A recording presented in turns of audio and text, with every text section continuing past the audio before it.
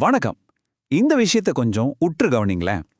Industry 4.0 இயந்திரங்களை தொழில்நுட்பத்தோட இணைச்சது. ஆனா industry 5.0 அந்த தொழில்நுட்பத்தை திரும்பவும் மனிதர்களோட இணைக்க போகுது. எவ்வளோ பவர்ஃபுல்லான ஒரு வார்த்தை இல்லையா? நாம இத்தனை நாளா ஆட்டோமேஷன், ரோபோக்கள் உலகம் முழுக்க ஆக்கிரமிக்க போகுதுன்னு நினைச்சிட்டு இருந்தோம். ஆனா உண்மை என்னன்னா, எதிர்காலம் அப்படி இருக்க போறதில்ல. மனிதர்களாகிய நமக்கும் அந்த அதிநவீன தொழில்நுட்பத்துக்கும் இடையே ஒரு சூப்பரான கூட்டாண்மை உருவாக போகுது. ஆமாங்க, இது மனிதர்களை ரீப்ளேஸ் பண்றதுக்கான காலம் கிடையாது. நாம ஒன்னா சேர்ந்து உழைக்க போற காலம். இன்னைக்கு நாம பார்க்க போற இந்த ஸ்பெஷல் அலசலுக்கு உங்களை வரவேற்கிறேன். புதிய விஷயங்களை கத்துக்கணும்னு ஆர்வமா இருக்கிற உங்களுக்காகவே இத பிரத்யேகமா நாம பார்க்க போறோம். ஒரு மிகப்பெரிய தொழில்நுட்ப புரட்சிய, அதாவது இண்டஸ்ட்ரி 5.0 பத்தி தான் நாம இன்னைக்கு டீகோட் செய்ய போறோம். இது ஏதோ வெளிநாட்டுல ஏதோ ஒரு ஃபேக்டரியில நடக்கிற மாற்றம் கிடையாது. நாம ஒவ்வொருத்தரும் நாளைக்கு எப்படி வேலை செய்ய போறோம் என்பதையே மொத்தமா மாத்தி அமைக்க போற ஒரு பெரிய ஷிஃப்ட். சரி, ஸ்ட்ரெயிட்டா விஷயத்துக்கு வருவோம். இந்த இண்டஸ்ட்ரி 5.0னா என்னங்கிறது தான் உங்க கேள்வி. இதுவரையில நாம ஸ்மார்ட் ஃபேக்டரிகள், இன்டர்நெட் ஆஃப் த திங்ஸ்னு நிறைய விஷயங்களை கேள்விப்பட்டிருப்போம். அப்படி என்றால் இந்த 5.0 இதை நோக்கி பயணிக்கிறது. இது பழைய டெக்னாலஜியோட அடுத்த அப்டேட் மட்டும்தானா, இல்ல முற்றிலும் புதிய ஒரு சிந்தனையா? இந்த கேள்வியோடவே நாம உள்ளே போவோம். இதோ இன்னைக்கு நாம என்னென்ன பார்க்க போறோம்னு ஒரு குயிக் ரவுண்ட் அப். 1. தொழில் உலகத்தோட பரிணாமத்துல ஆரம்பிச்சு. 2. இண்டஸ்ட்ரி 5.0னா என்ன. 3. அதோட முக்கிய தூண்கள். 4. இதெல்லாம் இயக்கும் தொழில்நுட்பங்கள். 5. அதோட நன்மைகள், சவால்கள். அப்புறம் கடைசியா 6. நம்மளோட வேலைவாய்ப்புகளோட எதிர்காலம் எப்படி இருக்கும்னு பார்க்க போறோம். ரெடியா? முதல் பகுதி, தொழில் உலகின் பரிணாமம். இது எப்படி கொஞ்சம் கொஞ்சமா மாறி வந்திருக்குன்னு பார்க்கலாம். வரலாற்றை எடுத்துக்கிட்டீங்கன்னா, ஒரு காலத்துல நீராவி இயந்திரங்கள் வந்தப்ப அதுதான் பெரிய மேஜிக்னு நினைச்சோம். அது முதல் கட்டம். 2வது கட்டத்துல கரண்ட் வந்துச்சு, எல்லாமே வேகமா உற்பத்தியாச்சு. 3வது கட்டத்துல கம்ப்யூட்டர்ஸ் வந்து ஆட்டோமேஷன் பண்ணுச்சு. 4வது கட்டமான இண்டஸ்ட்ரி 4.0க்கு வந்தா மெஷின்ஸ் எல்லாமே இன்டர்நெட்ல ஒண்ணுக்கொன்னு பேசிக்க ஆரம்பிச்சுது. டெக்னாலஜி அதோட உச்சத்துக்கே போயிடுச்சுன்னு நாம நினைச்ச நேரத்துல தான் இந்த 5வது கட்டம் வந்திருக்கு. இங்கதான் ஒரு மாஸ்டர் ஸ்ட்ரோக். சென்டர் ஆஃப் அட்ராக்ஷனா மறுபடியும் மனிதர்களாகிய நாமளே வந்திருக்கோம். வாட் எ ட்விஸ்ட் இல்ல? 2வது பகுதி, இண்டஸ்ட்ரி 5.0க்கான வரையறை. இது மனிதர்களை மையப்படுத்திய புதிய சகாப்தம். சிம்பிளா சொல்லணும்னா, இண்டஸ்ட்ரி 5.0 மனிதர்களோட அறிவையும் செயற்கை நுண்ணறிவு, ரோபாட்டிக்ஸ் மாதிரி விஷயங்களையும் ஒன்னா சேர்த்து ரொம்ப ஃப்ளெக்சிபிளான ஒரு வேலை இடத்தை உருவாக்குது. நிறைய பேருக்கு இருக்கிற பயம் என்னன்னா, டெக்னாலஜி வந்தா நம்ம வேலை போயிடுமோன்னு தான். ஆனா உண்மை அது கிடையாதுங்க.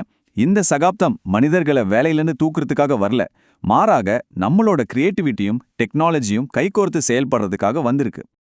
இப்போ ஒரு மனுஷனையும் ரோபோவையும் கம்பேர் பண்ணி பாருங்களேன். நமக்கிட்ட என்ன இருக்கு? சூப்பரான கிரியேட்டிவிட்டி, ஒரு சூழ்நிலைக்கு ஏத்த மாதிரி முடிவெடுக்கிற பகுத்தறிவு, பிரச்சனைகளை சால்வ் பண்ற மூளை. ரோபோட்ஸ் கிட்ட என்ன இருக்கு? சோர்வே இல்லாத வேகம், மிரள வைக்கும் துல்லியம், ஒரே வேலையை அழுக்காம பண்ற தன்மை. இப்ப யோசிச்சு பாருங்களேன், இந்த 2 டிஃப்ரெண்டான பவரும் ஒன்னா சேர்ந்தா அவுட்புட் சும்மா வேற லெவல்ல இருக்கும்ல. அதுதான் இண்டஸ்ட்ரி 5.0. 3வது பகுதி, இந்த பெரிய மாற்றத்தை தாங்கி பிடிச்சிட்டு இருக்கிற முக்கிய தூண்கள் என்னென்னு பார்க்கலாம். ஒரு 5 முக்கியமான தூண்கள் இருக்குங்க. 1. மனிதர்களை மையமா வச்ச அணுகுமுறை. 2. மனிதனும் ரோபோவும் சேர்ந்து வேலை செய்யற கூட்டாண்மை. 3. கஸ்டமருக்கு ஏத்த மாதிரி மாத்தி கொடுக்குற தனிப்பயனாக்கம், அதாவது பர்சனலைசேஷன். 4. சுற்றுச்சூழலுக்கு உகந்த நிலைத்தன்மை, சஸ்டைனபிலிட்டி. அப்புறம் 5. மீள்தன்மை, ரெசிலியன்ஸ். இந்த 5 விஷயமும் சேர்ந்து மனிதர்களை வெறும் வேலையாட்களா இல்லாம ஒரு முடிவெடுக்கும் இடத்துக்கு கொண்டு வருது. இந்த 5 தூண்கள்ல மீள்தன்மை அல்லது ரெசிலியன்ஸ் பத்தி நம்ம கண்டிப்பா பேசியே ஆகணும். ரீசெண்டா பேண்டமிக் வந்தப்போ உலகம் முழுக்க சப்ளை செயின் எப்படி ஸ்தம்பிச்சு போச்சுன்னு நம்ம பார்த்தோம் இல்லையா? அது மாதிரி பொருளாதார சவால்கள், திடீர்னு ஏற்படுற மார்க்கெட் மாற்றங்கள், சப்ளை செயின் தடங்கல்கள், இப்படி என்ன உலகளாவிய அதிர்ச்சிகள் நடந்தாலும் டக்குன்னு அதுக்கேத்த மாதிரி தங்களை மாத்திக்கிட்டு சஸ்டெயின் ஆகிறது தான் இந்த மீள்தன்மை. இக்கட்டான நேரத்துல இது ரொம்ப ரொம்ப முக்கியம். 4வது பகுதி, இந்த மொத்த விஷயத்தையும் நிஜமாக்குற இந்த சூப்பரான டெக்னாலஜிஸ் என்னென்னு பார்ப்போம். இங்கதான் ஒரு ஹீரோ என்ட்ரி கொடுக்கறாரு. அவர்தான் கோபோட்ஸ், அதாவது கொலாபரேட்டிவ் ரோபோட்ஸ். முன்னாடியெல்லாம் ஃபேக்டரியில ரோபோட்னா ஒரு பெரிய இரும்பு கூண்டுக்குள்ள அடைக்கப்பட்ட ஆபத்தானதா இருக்கும். ஆனா இப்ப அப்படி இல்ல. நீங்க வேலை செஞ்சுட்டு இருக்கிறப்போ உங்களுக்கு பக்கத்திலேயே எந்த ஒரு தடுப்பு சுவரும் இல்லாம உங்க கூட சேர்ந்து பாதுகாப்பா வேலை செய்யும் இந்த கோபோட்ஸ். அசெம்பிள் பண்றது, பேக்கிங் பண்றதுன்னு மனிதர்களோட மூளையும் கோபோட்ஸோட வேகமும் எந்த ஒரு தடங்களும் இல்லாம வேலை செய்யறத கற்பனை செஞ்சு பாருங்க. கோபோட்ஸ் மட்டும் இல்லாம வேற சில பெரிய டெக்னாலஜிஸும் இருக்கு. மிஷின் எப்ப ரிப்பேர் ஆகும்னு முன்னாடியே கணிச்சு சொல்ற செயற்கை நுண்ணறிவு, AI, டேட்டாவை லைவா சென்சார்கள் மூலம் கொடுக்கிற இன்டர்நெட் ஆஃப் திங்ஸ் ஐஓடி. இதுல எனக்கு ரொம்ப பிடிச்சது இந்த டிஜிட்டல் ட்வின்ஸ். அதாவது நிஜத்துல இருக்கிற ஒரு ஃபேக்டரியை அப்படியே விர்ச்சுவலா கம்ப்யூட்டர்ல ஒரு மாடலா உருவாக்குறது. எந்த ஒரு சேஞ்ச் பண்ணணும்னாலும் முதல்ல அந்த விர்ச்சுவல் மாடலை செக் பண்ணிக்கலாம். எப்படி இருக்கு பாருங்க டெக்னாலஜி. 5வது பகுதி நன்மைகள், சவால்கள் மற்றும் உண்மை நிலை. இதெல்லாம் கேட்கறதுக்கு நல்லா இருக்கு, ஆனா நிஜத்துல என்ன நடக்குது?